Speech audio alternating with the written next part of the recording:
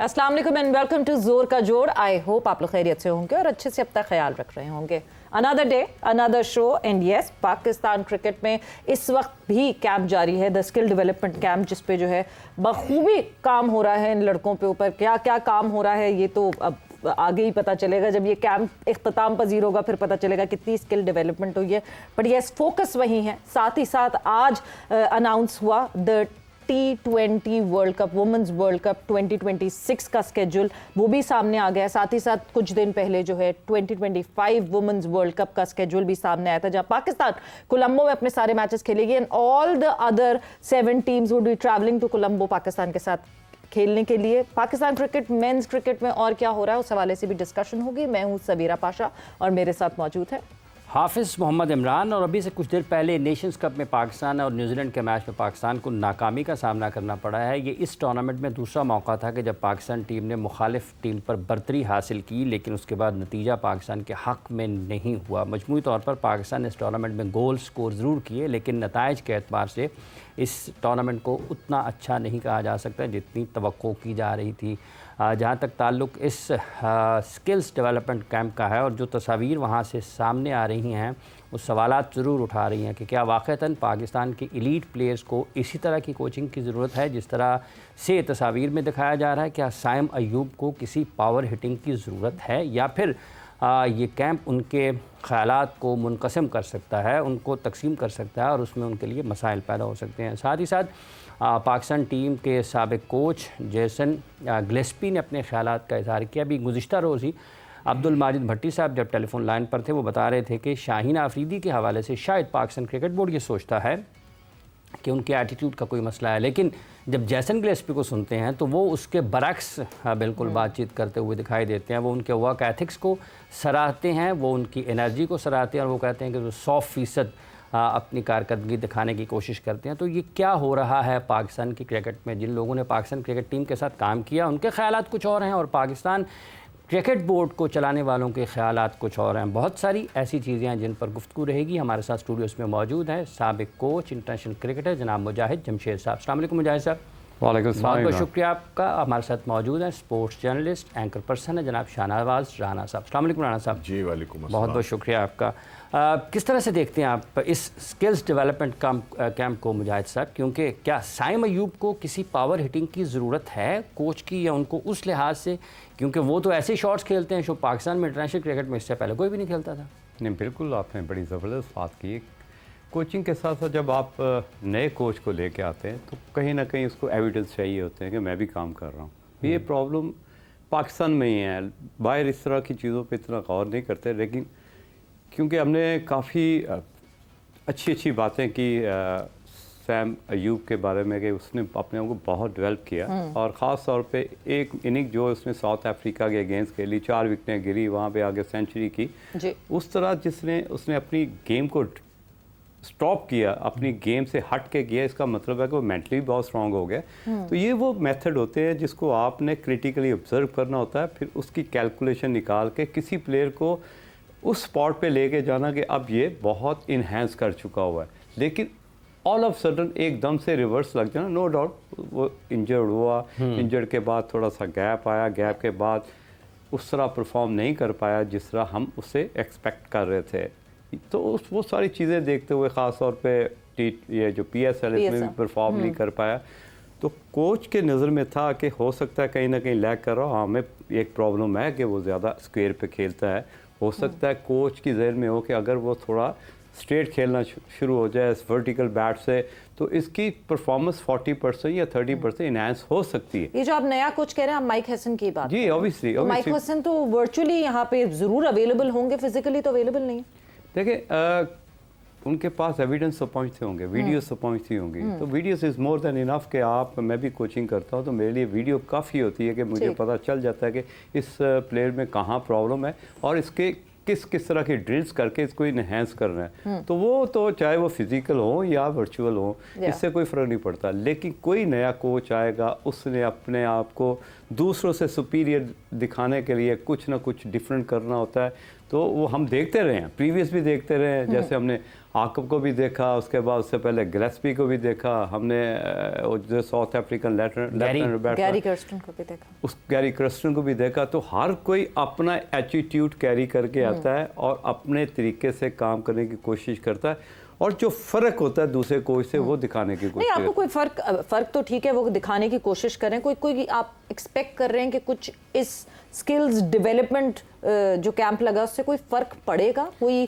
क्योंकि जब आप देखते हैं तो स्कैटर्ड हैं सारे प्लेयर्स, कौन सी किस कैटेगरी के प्लेयर हैं, या तो सब एक तरह के प्लेयर्स होते हैं, डेब्यूटेंट्स होते, या जिसने अभी तक डेब्यू नहीं किया होता पाकिस्तान के लिए वो होते, वो एक ग्रुप होता, सीनियर्स का एक ग्रुप होता, तो आपको समझ आती कि हाँ जी किसी पाथवे पे चल रहे हैं।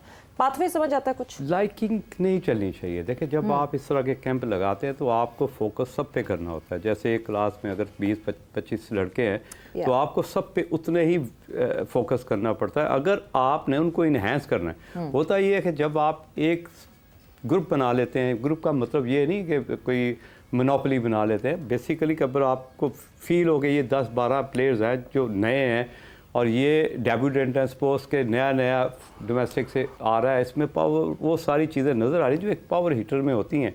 और पावर हीटिंग से ज़्यादा जो इम्पोर्टेंट चीज़ है सवेरा वो ये है कि आपने बेसिक्स में रह के एक्सेलरेट किस तरह करना है, ये ज़्यादा इम्पोर्टेंट होता है।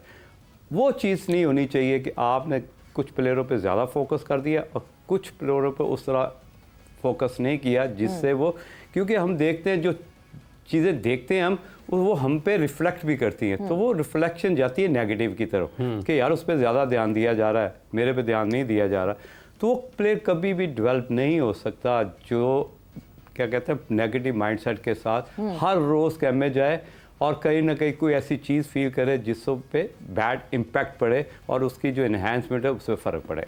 अच्छा राना साहब, जब हम इस स्किल डेवलपमेंट कैंप की बात कर रहे हैं, माइक हैसन नहीं है, तो आप किस तरीके से देखते हैं? मुजाहिद साहब का तो ये मानना है कि बैसियत कोच इनको तो अगर एविडेंस वीडियो की सूरत में मिल जाए तो वो काफ़ी है।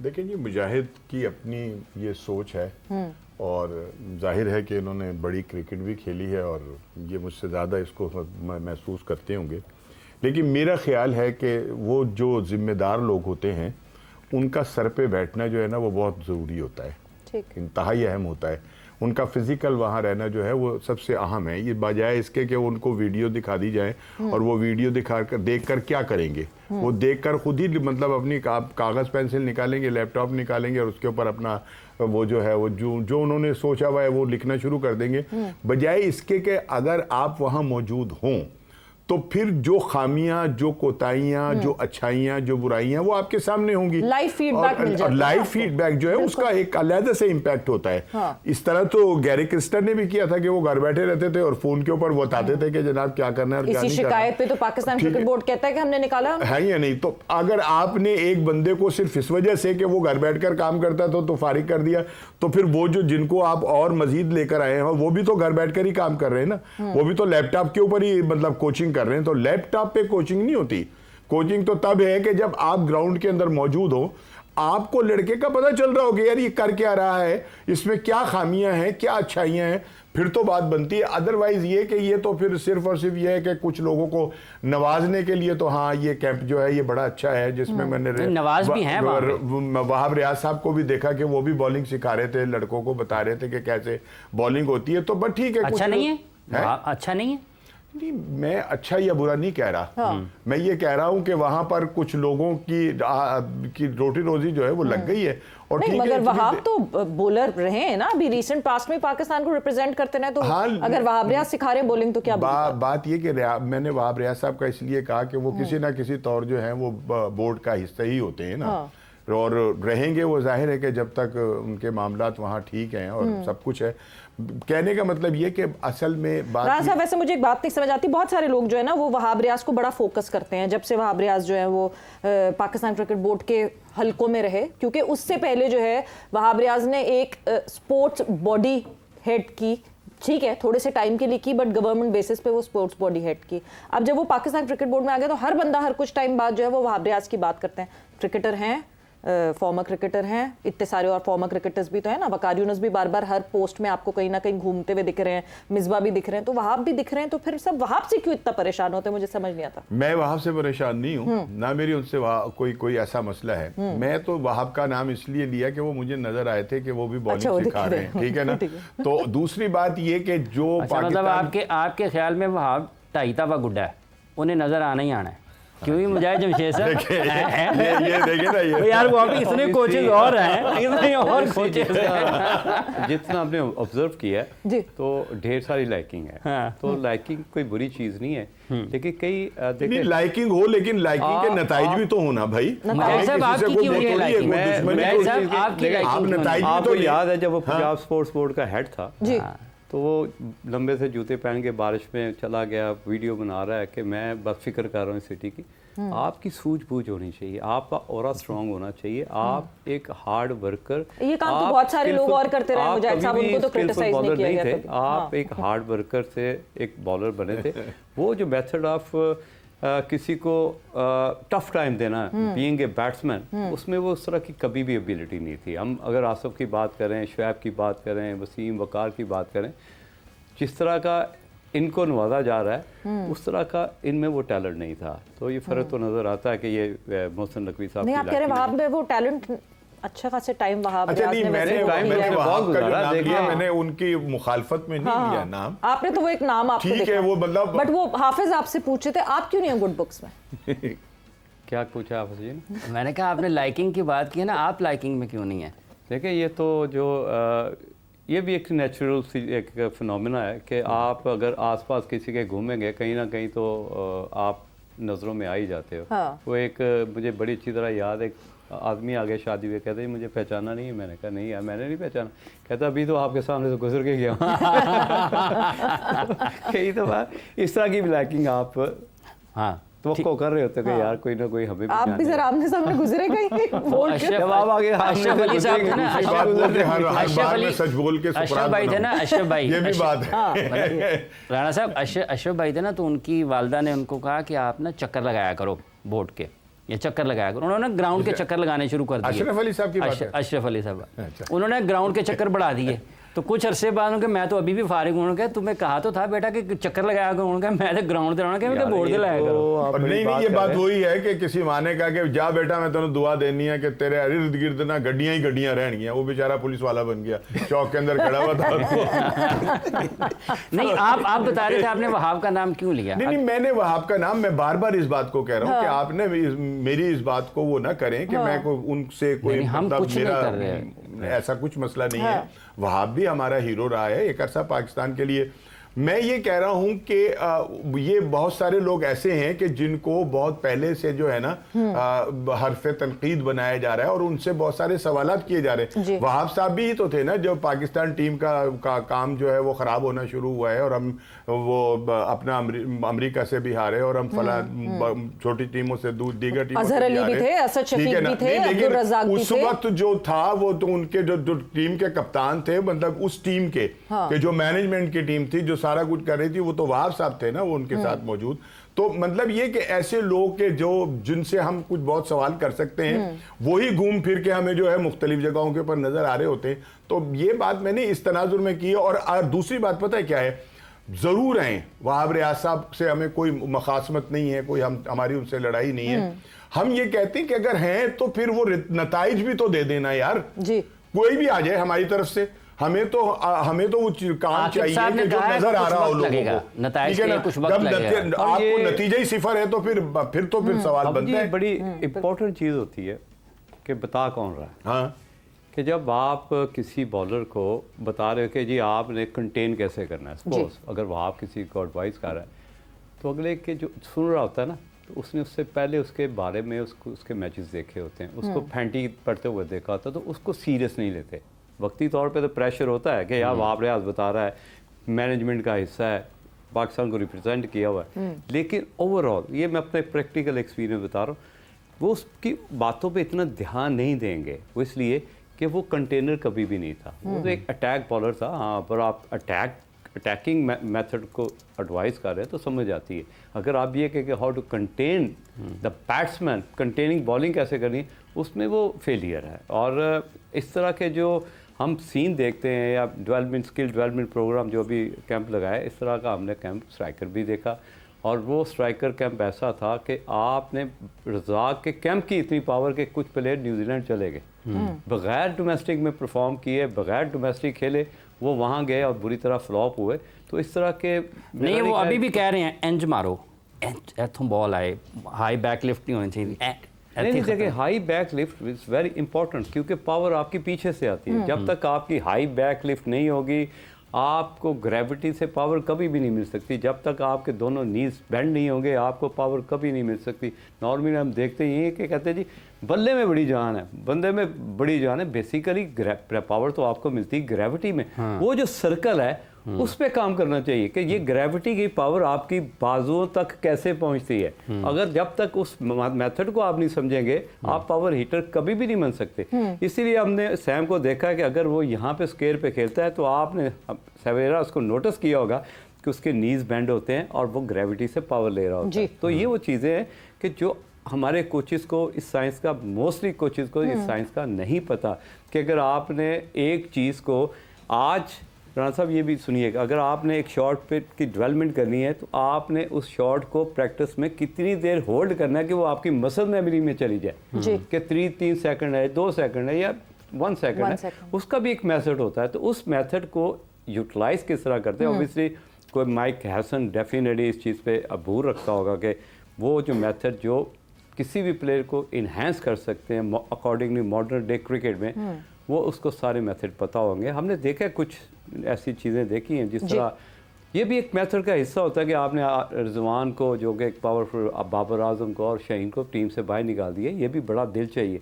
लेकिन जहाँ तक मैं समझता हूँ कि माइक हैसन कुछ ना कुछ तो कहीं ना कहीं कुछ ना कुछ कंट्रीब्यूट ज़रूर करके जाएंगे, क्योंकि थोड़ा सा कोचिंग क्रेडिबल्स तो हैं, जो कोचिंग की क्रेडिबिलिटी है वो तो माइक हैसन के साथ है, because he has been a successful coach in the past as well. मगर पॉइंट ये है कि जब हम स्ट्राइकर की बात, तो एक स्ट्राइकर्स कैंप लगा था, अब्दुल रज़ाक साहब ने उसको हेड किया था। तो अब फिर आप पावर हिटिंग उन्होंने किसी और तरीके से बताया होगा, अब यहाँ पे कोई और, क्योंकि यहाँ रज़ाक नहीं दिख रहे, ये किसी और तरीके से बताएंगे। तो ये तो आप जो लड़के कर भी रहे हैं सही, उनको भी आप कंफ्यूज करने वाली बात कर रहे हैं। बट हम एक ब्रेक पर जा रहे हैं, ब्रेक से वापस आते हैं तो कॉन्वर्सेशन को आगे बढ़ाते हैं।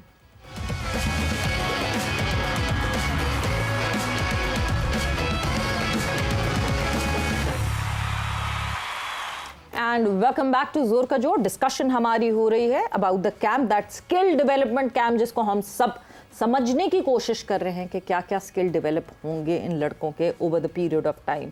एंड ब्रेक पे जाने से पहले जिस तरह बात हो रही थी, राणा साहब, क्लैरिटी, हम हमेशा पाकिस्तान क्रिकेट बोर्ड की बात करते हैं, क्लैरिटी क्यों नहीं होती, क्यों नहीं पता होता, why isn't everyone sure about it कि अच्छा जी ये हो रहा है इस कैंप। बात असल में ये कि वो अपनी तरफ से तो क्लियरिटी दे रहे होते हैं ना।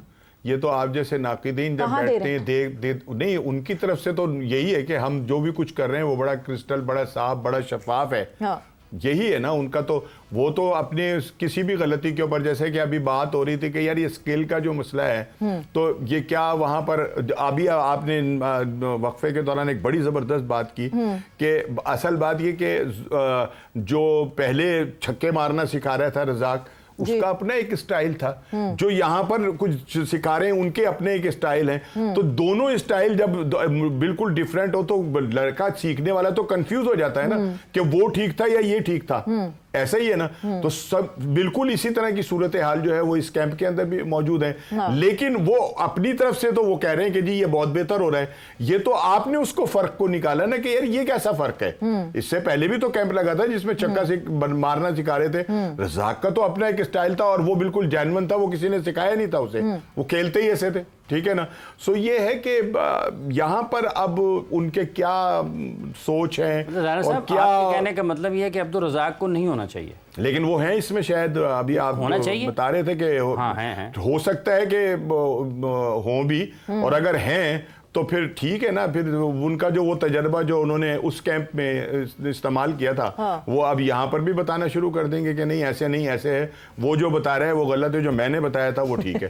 ठीक है ना। कौन तो कहेगा यहाँ पे कि वो जो ये बता रहे थे basically- वो गलत है? रज़ाक का पहला जब टूर था तो मैं जी। उस टीम का कप्तान था। अच्छा, अंडर डे 19 फर्स्ट से नहीं, पाकिस्तान ए टीम का। तो डे फर्स्ट से उसका जो modern day of cricket playing style है ना, यस, उसका जो टेक्निक थी या उसका जो सेटअप था, खड़े होने का स्टाइल जो था, वो बिल्कुल अकॉर्डिंग टू मॉडर्न साइंटिफिक तरीका था। उसकी वजह ये है कि जो फ्रंट लेग क्लियर है, Clear हो गई है। जब आपने पावर हिटिंग करनी है तो आपका फ्रंट लेग फ्री होना चाहिए।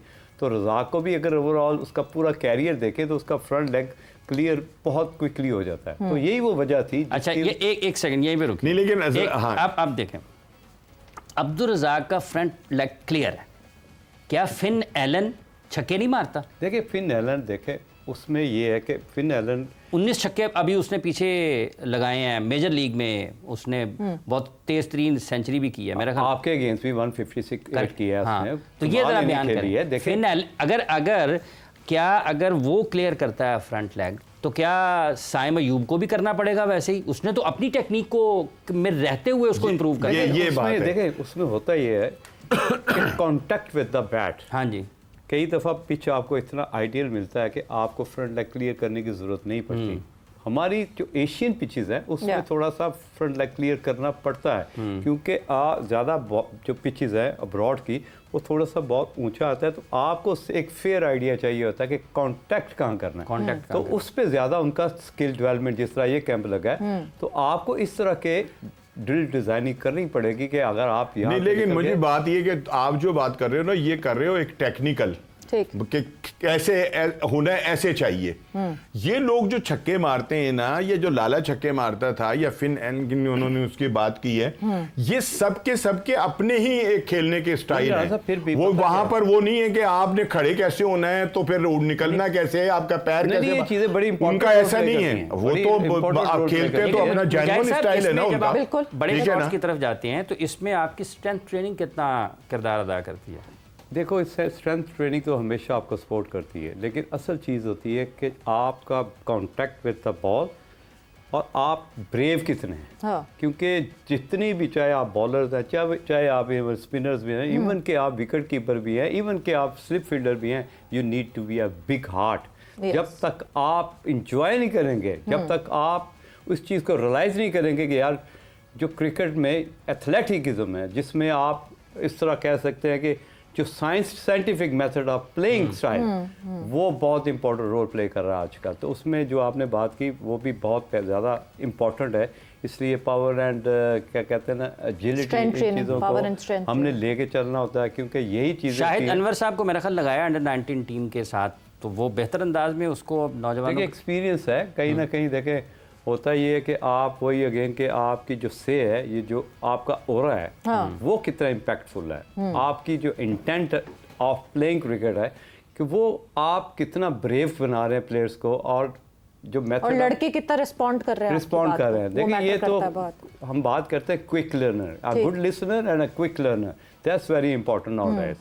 लेकिन पर शाहिद मुझे अनवर सब एक कोई चीज- हार्ड हिटर नहीं थे, हाँ। बैट्समैन तो वो बहुत अच्छे थे, और उन मतलब ये कि एक उनका अपना स्टाइल है खेलने का, लेकिन ये कहा जाए कि जो वो बड़े अच्छे हार्ड हिटर थे, इतने वो नहीं थे।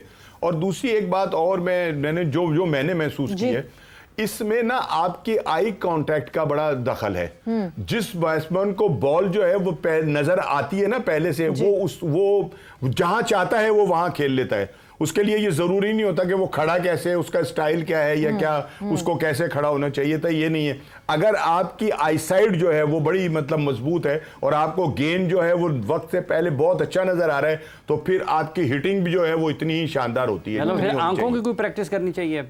नहीं, आंखों की प्रैक्टिस तो ये तो अल्लाह ताला की देन है कि अगर आप मुझे ऐनक लग गई, विटोरी तो चश्मा लगा के खेलते थे, हैं? विटोरी तो चश्मा लगा के हाँ, लेकिन विटोरी जो अच्छे थे खासे वो player थे, मतलब ये कि वो बॉलर थे पता वो। क्या होता है, ये जो उन्होंने बात की तो उसको थोड़ा साइंटिफिक तरीके से कहते थे कि नॉर्मली हम कहते हैं जी हैंड आई कोऑर्डिनेशन। जी। बेसिकली तो आई हैंड कोऑर्डिनेशन है। पहले सबसे इम्पोर्टेंट जो चीज़ है जिसने देखना है, चाहे बैट्समैन को देख रहे हैं या टारगेट जहाँ पे आपका टारगेट बॉलिंग है या बॉलर का जहाँ से रिलीजिंग पॉइंट है वो आपने देखना है तो आई सबसे पहले देखती ठीक है। ठीक है उसके बाद फिर आपकी मूवमेंट होती है कि आगे खेलने वाला बॉल आगे बॉलर के हैंड से आपकी आई की बात हो रही होगी, हैंड आई बिकॉज मुझे आपकी और मोहम्मद यूसुफ की एक डिबेट याद है, यही हमारे शो पे हुई थी, लुकिंग एट द बॉल। उस वक्त देखे Yeah. उस वक्त जो टाइम था ना 4 दिन का या 3 दिन के जी। बाद फाइनल था जी, जी, इंडिया जी। के अगेंस्ट, मैं उस टाइम की बात कर जहाँ पे शाहिद अफरीदी भी इन्वॉल्व हो गया जी, जी। बेसिकली कई दफ़ा आप ओवर रिएक्ट कर रहे होते हो कि यार मुजाहिद यार 150 फर्स्ट क्लास मैच खेला, पाकिस्तान के लिए इतना नहीं खेला, लेकिन वो गलत था उस वक्त। वो इसलिए गलत था क्योंकि मैंने कहा था कि 3 दिन में जब आप इस तरह की नेट सेशन में डिस्कशन करेंगे कि आप बॉल को देखो, अब वो एक 25 साल का 26 साल का प्लेयर वो इस तरह तो नहीं मूव करेगा। उनको तो यही है ना, हमने अपनी एजिलिटी को हैंड करना है। हम यहाँ पे बैठ के कहते थे जी कि चैंपियंस ट्रॉफी में दोस्त नहीं, बट जब वो यहाँ तक आया तो बॉल को देखता हुआ ही तो देखता आया हुआ होगा। आया। ऐसे तो नहीं कि आंखें बंद करके ही बस वो बल्ला घुमाता रहा। नहीं ऑब्वियसली देखें ये तो क्या क्या नॉन डिबेट सी चीज़ है जिसको हम मतलब debate ये नहीं तो करना चाहते। ऑब्वियस चीज है जो करनी है हर करनी मैच में। है नहीं, वो जो लोग खेल रहे हैं वो इतने पक्के हो चुके हैं, इतना कुछ खेल चुके हैं कि अब उनको तब्दील करना जो है वो इतना आसान नहीं है। इसीलिए तो कहते हैं कि इस लेवल पे अगर तो आपने कोच तब्दीली कर ही नहीं सकता। हाँ, ट्वीकिंग कर सकते हैं आप, तब्दीली तो नहीं कर सकते। वही मैं कह रहा हूं ना कि वो तो इतने पक्के हो चुके थे, उनका अपना स्टाइल है ना कि उसके अंदर आप क्या कर सकते हैं, कुछ नहीं कर सकते।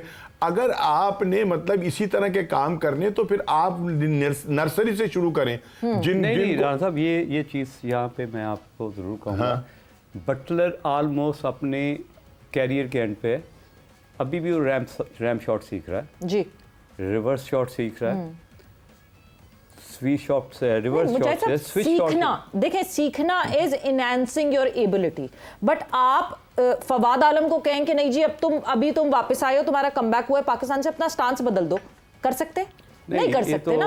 आप फखर को कहेंगे फलानी जगह जहां तुम वीक हो और अब लोग पकड़ते हैं तुमको वहां वीक होने पे, बदल दो। इतने साल एक लड़के की मसल मेमोरी बन गई, वो बड़ा हो गया, वो जवान हो गया, वो और बड़ा हो गया। क्यों नहीं करते अब तो रहते नहीं कहीं change ना हो कहीं। देखिए अगर आप मैं कहता हूँ कि अगर बॉलर राउंड द विकेट आ गया तो आपको अपना चेस्ट ओपन करना पड़ता है, आपको थोड़ा सा टेढ़ा होकर खड़ा होना पड़ता है, वो एडजस्टमेंट है राइट एंड नाउ कि ये चलती रहती हैं। आप अगर आप के अंदर एडजस्टमेंट एबिलिटी नहीं है तो आपके लिए क्रिकेट मुश्किल होती जाती है। जिस तरह सीम स्विंग हो रहा है, अगर आप इस तरह बात करें कि अगर हम स्मिथ को देखते हैं, अगर स्मिथ की जो बैटिंग का स्टाइल है, मुझे तो लगता है कि स्नेक एंड मॉन्की शैडो में मूवी देख रहा हूँ। हाँ। जिस तरह की वो एक्ट करता है, जिस तरह की वो लीव करता है, जिस तरह के खेलने के बाद जिस तरह की वो मूवमेंट करता है, ऐसे लगता है कोई बिल्कुल कोई आसमान से उतरा हुआ प्लेयर है, लेकिन उसका अपना अडेप्टेबिलिटी ये तो सारा कुछ हमारे यूनुस भी करते थे। अकॉर्डिंग टू पिच के स्विंग कितना हो रहा है, पिच क्या डिमांड कर रही है,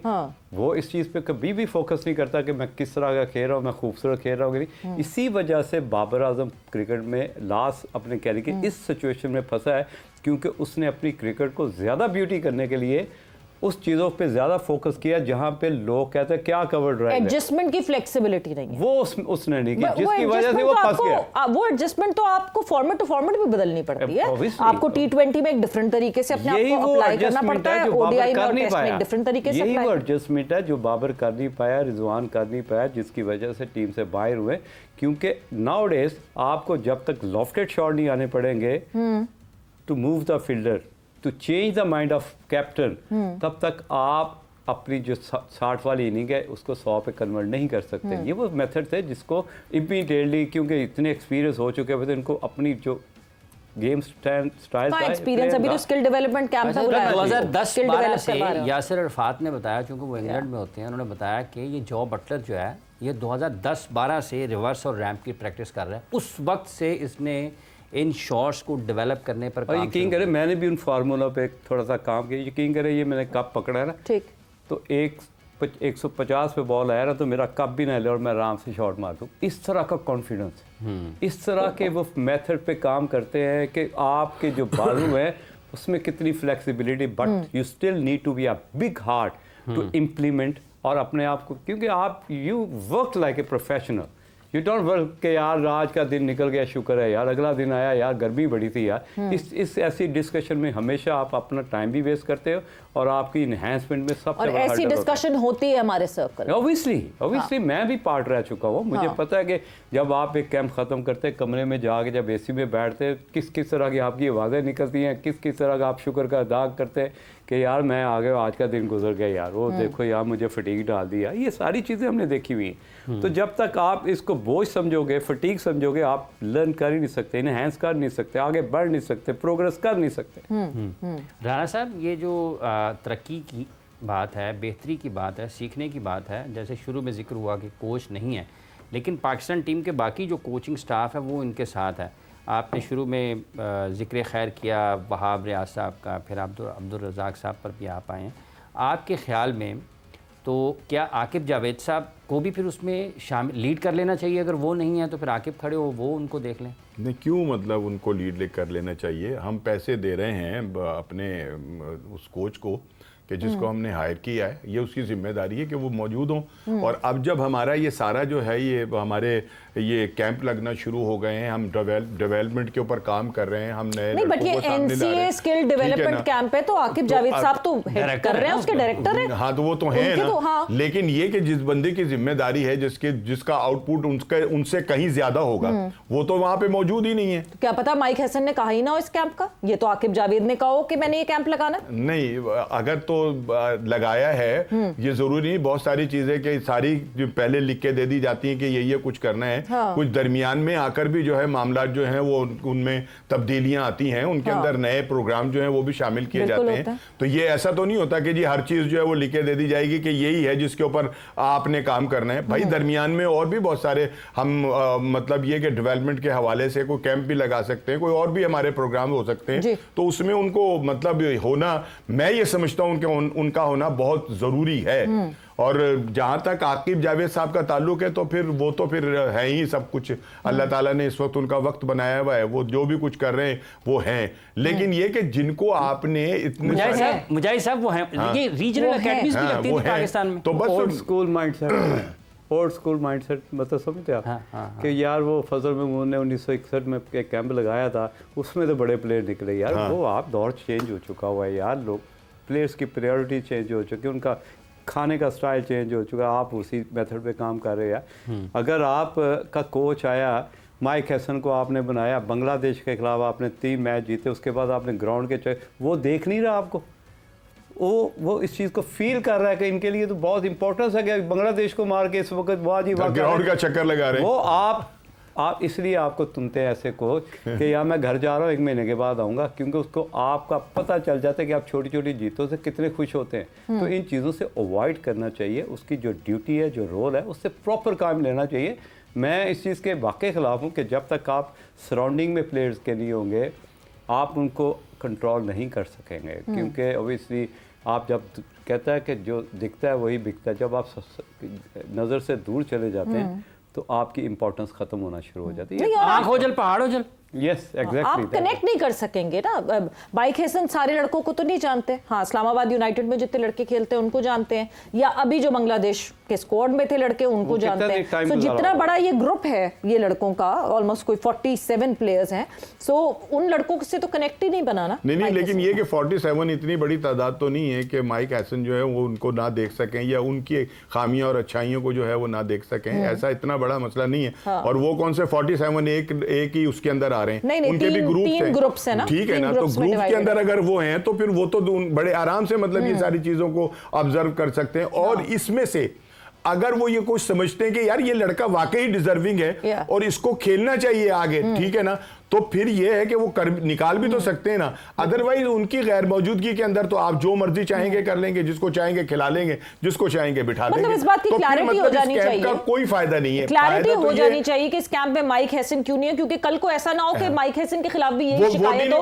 कि वो नहीं थे तो इस वजह से उनको हम हटा रहे हैं। सो इसकी क्लैरिटी से, बट वक्त यहाँ पे खत्म हो गया। थैंक यू आप लोग का बहुत बहुत शुक्रिया और इजाजत दीजिए। सबीरा पाशा को और हाफिज इमरान को अपना बहुत ख्याल रखिएगा। टेक केयर, बाय बाय, अल्लाह हाफिज।